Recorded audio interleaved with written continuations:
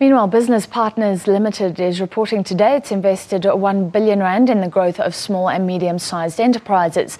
It says its results reflect the fact, they were the best achieved over the past 5 years and show the resilience of the SME sector. The specialist finance company assists formal SMEs. Joining me now is Nazeem Martin, MD at Business Partners Ltd. Thank you for joining us, Nazeem. The importance of SMEs as these job creators is understood. Government has a new ministry. Given your interaction with your clients, what shape are they in right now? I think if you look at our results, then you may be led to the conclusion that all's well with SMEs. It's not necessarily true. Yes, we had a really great set of results. The level of approvals was over R1 billion, as you indicated. It's up 20% on last year.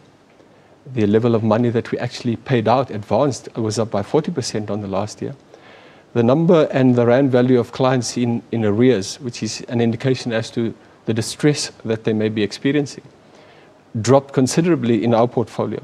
So one may draw a conclusion that based on that, all's well. All's not really well. We think that SMEs or small entrepreneurs are confronting many challenges. Certainly the economic conditions around them impacts on them, certainly impacts on their markets. The primary market of most small businesses is consumers, ordinary people like you and I. And they've been badly hit over the last couple of years, especially by administrative price increases, like rates, taxes, electricity charges, water charges, other municipal charges, all of which has depleted their disposable spend, which means they can buy less from SMEs. So that part of the SMEs market space has declined somewhat. And I think the same applies to big business as well. Given the tough economic conditions we were confronted with over the last 5 years or so, I think many businesses, big businesses are still also struggling. And they also procure goods and services from SMEs, so that part of the market has also gone. Well, I was going to say, we've seen in the mining sector how everything is linked, how what's happening on the platinum belt is affecting small businesses, hitting them very hard. What sectors, what areas are they thriving in? Are you able to identify that? We don't specialize in a particular sector. And in every sector you have winners and losers. So we tend to try and pick the winners in each of the sectors. But there are a couple of sectors that stand out where there are still wonderful opportunities. We think that we understand the Minister of Economic Development had his infrastructure bill approved in Parliament yesterday. If government starts spending on infrastructure and that infrastructure plans is rolled out, and they set aside certain parts of the contracts for smaller businesses, we think that bodes well for small business. So infrastructure is a really good place to be in. Education is another wonderful place. Yes, there's large-scale dissatisfaction with the quality of state schooling. So many middle-income people who can afford are prepared to send their kids to semi-private and private schools, which also bodes well for entrepreneurs in that sector. Agro-processing, I think we've got a decent agricultural base, and people who add value to agricultural products will also do well. And then I think we often underestimate the quality of our tertiary education. I think we have some of the best research taking place in some of our universities. The challenge there is that many of these wonderful scientists don't necessarily understand the value of what they're sitting on. So we need to figure out a way in which we can commercialize some of that technology.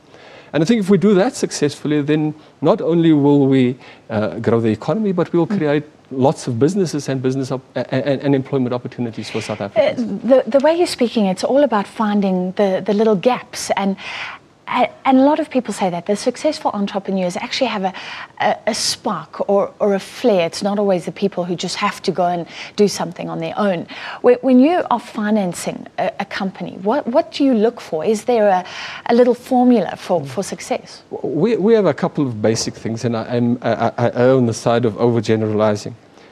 We look at the viability of the business. Now, viability is a bit like beauty. It's in the eye of the beholder, I guess. And if you look at, for us, viability means based on reasonable assumptions of revenue and expenses into the future, is this business veering towards being cash flow positive? So it's cash flow viability. Of course, there will be months in which a business will be cash flow negative. For that, they have overdrafts.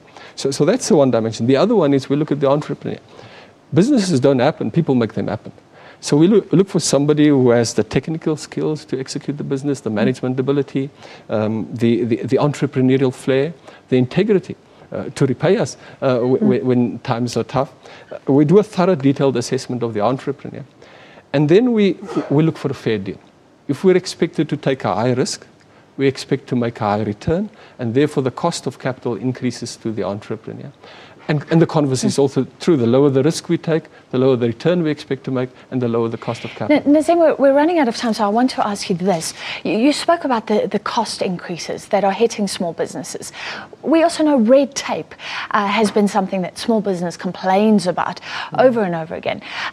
But government seems to be doing well. There's a better response to government funding and development, as I understand from a recent survey.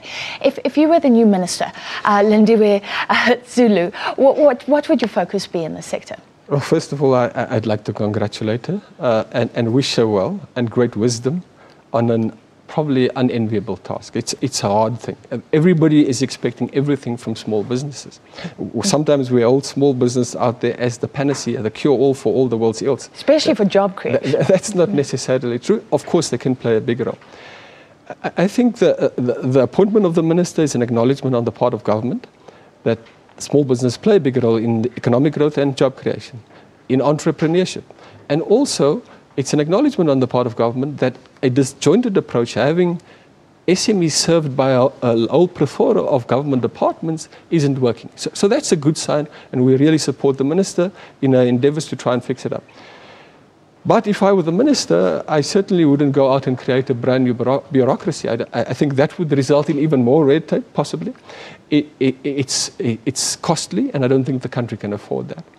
On the other hand, I don't think she can purely play a coordinating role, because for one minister to tell other ministers how to spend their money and which policies to develop doesn't work at the best of times. We have to cut it there, but I hear what you're saying, and it's been repeated by many, that they keep it simple and cut that red tape. Thank you so much, Nazeem Martin, Managing Director at Business Partners.